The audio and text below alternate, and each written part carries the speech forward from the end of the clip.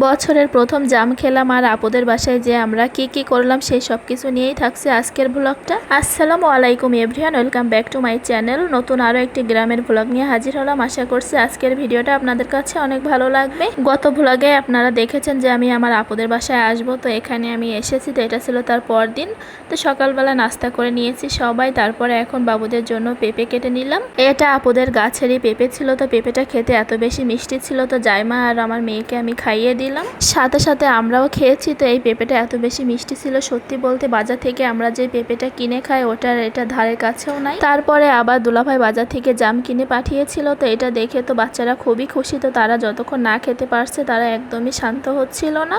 তারপর আপু আবার এই জামগুলো কাঁচা মরিচ আর লবণ দিয়ে মাখিয়ে দিল। তারপরে তারা এখানে বসে খাচ্ছিল, আর আমার মেয়ে তো খুবই পছন্দ করেছে। তো সে বলছিল তার কাছে অনেক ভালো লাগছে জাম জিনিসটা। আমার কাছে তো মনে হয় এটা সবারই পছন্দের একটা ফল। আলহামদুলিল্লাহ বাচ্চারাও অনেক পছন্দ করে খেয়েছে। তারপরে এদিকে তো আপু দুপুরের জন্য রান্না বান্না বসিয়ে দিয়েছে। তো আমি এসে দেখি যে আপু রান্না বান্না করছে, তার পাশাপাশি আমি একটু আলু ছুলে দিচ্ছিলাম। আজকে আপু দেশি মুরগি কাঁঠালের বীজ দিয়ে রান্না করবে। তো কাঁঠালের বীজ দিয়ে তো দেশি মুরগি রান্না করলে খেতে অনেক মজার হয়। তা আপনাদের অঞ্চলে কে কে এই খাবারটা খেয়েছেন অবশ্যই জানাবেন। আমাদের অঞ্চলে তো কাঁঠালের বীজ দিয়ে অনেক রকমেরই তরকারি রান্না করা হয়। তো আমার কাছে সব থেকে বেশি ভালো লাগে এইভাবে মাংসের ভিতরে দিলে। তারপরে এইদিকে আমি আবার সবার জন্য লেবু শরবত বানিয়ে নিচ্ছি। তো বড় একটা মগ নিয়ে নিয়েছি, তার ভিতরে আমি 2টা মতো লেবু দিয়েছি। এত বেশি গরম পড়ছে যার জন্য লেবু শরবত বানাচ্ছি সবার জন্য। তারপর এইদিকে আপু আবার মাংসটা ভালো করে কষিয়ে নিচ্ছে। তো এখনও আটি আর আলুগুলো দেওয়া হয়নি, তো এগুলো দিয়েছে এখন। কাঁঠালের আটিটা তো আলু দেওয়ার সময় দিতে হয়, কারণ এগুলো সিদ্ধ হতে খুব বেশি একটা সময় লাগে না। তারপর এইদিকে আবার ফল আর জিরা বেটে নিচ্ছে আপু শিলপাটাতে। তা আপু কিন্তু সব রান্নাগুলো শিলপাটায় বাটা মশলা দিয়েই করে। শিলপাটায় বাটা মশলা দিয়ে রান্না করলে যে কোনো তরকারি খেতে অনেক বেশি মজার হয়। তারপরেও চুলা রান্নার তরকারি তো তার ওপরে আসলে কোনো কিছুই নাই। গ্যাসের চুলাতে তো অতটা স্বাদ আর পাওয়া যায় না। তারপরেও শহরে থাকতে গেলে গ্যাসের চুলাতেই তো রান্না করতে হয়। তারপরে আমি চেষ্টা করি যেভাবে শিলপাটায় বেটে মশলা দিয়ে রান্না করতে, যাতে করে তরকারি টেস্টটা একটু বেশি ভালো আসে। আর কেন জানি গুঁড়া মশলা দিয়ে তরকারি রান্না করলে আমার তেমন ভালো লাগে না। আমার সবসময় এরকম মশলাগুলো যখন তখন বেটে রান্না করলেই বেশি ভালো লাগে। তো এইদিকে বাটা মশলাগুলো আপু এখন দিয়ে দিল, আর আপু কিন্তু রান্নাটা আপুর মতো করেই করছে, কারণ এইভাবে রান্না করলেও কিন্তু আপুর রান্নাটা অনেক বেশি মজার হয়। তো আপুর রান্না কোনো সেইভাবে নির্দিষ্ট কিছু নাই। আপুর রান্নাটা একটা আর্ট, সে যেইভাবেই মন চায় সেইভাবেই রান্না করে, তাতে জন্য তরকারিগুলো অনেক মজার হয়। আর আমি তো নতুন রাঁধুনি, তার জন্য আমি সবসময় মশলাটা ভালো করে কষিয়ে তারপরে রান্না করি, আর সেটাই আমার কাছে বেশি ভালো লাগে। তারপরেও কেন জানি একজনের রান্নার সাথে আর একজনের রান্না কখনোই মিলে না, যতই একরকমভাবে রান্না করুক না কেন।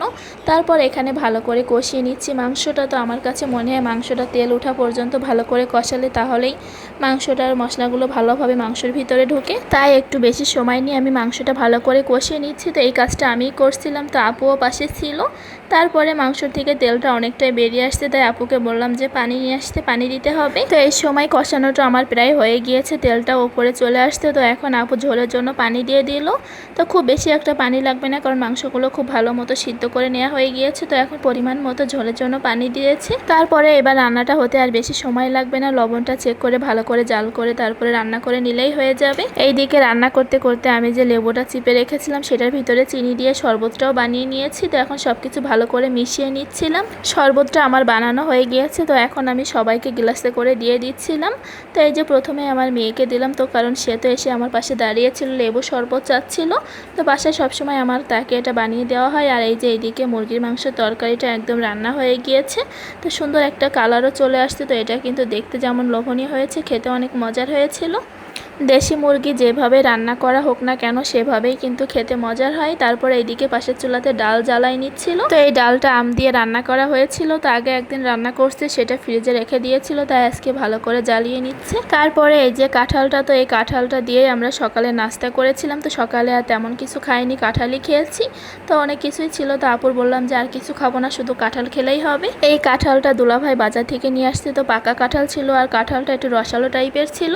তো আমার কাছে সবসময় একটু খাজা টাইপের কাঁঠালগুলোই বেশি ভালো লাগে, খুব বেশি রসালো কাঁঠালগুলো আমার খেতে ভালো লাগে না। তারপরেও কাঁঠালটা অনেক মিষ্টি ছিল, যারা এই টাইপের রসালো কাঁঠাল খেতে পছন্দ করেন তাদের কাছে অনেক ভালো লাগবে।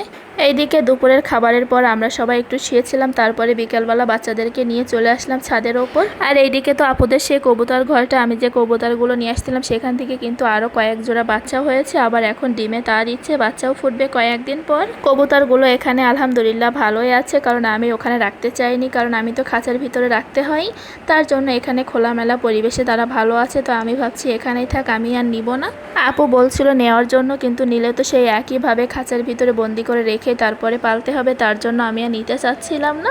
তারপর ছাদের ওপরে আমরা কিছুক্ষণ ঘোরাঘুরি করছিলাম। এইদিকে তো আকাশে চারিদিকে দেখছি কালো মেঘ করেছে, আর এইভাবে জোরে জোরে বাতাসও হচ্ছিল, তার জন্য তাড়াতাড়ি করে আমরা সবাই কাপড়গুলো তুলে নিলাম। তা আপুদের ছাদ বাগানটা কিন্তু মাশাআল্লাহ এখন অনেক সুন্দর হয়ে গিয়েছে। তো আমি ভিডিওটা করে নিয়েছি, আস্তে আস্তে আপনাদের সাথে শেয়ার করে দিব। সামনে যেহেতু বাসায় বিয়ে, অনেকটাই ব্যস্ত থাকা হবে, তারপরেও ভ্লগগুলো আপলোড দিতে পারবো কি শিওর জানি না, তারপরেও চেষ্টা করব একটু কানেক্ট থাকার জন্য। আস্তে আস্তে পুরো ভিডিওগুলো আমি আপলোড দিয়ে দিব।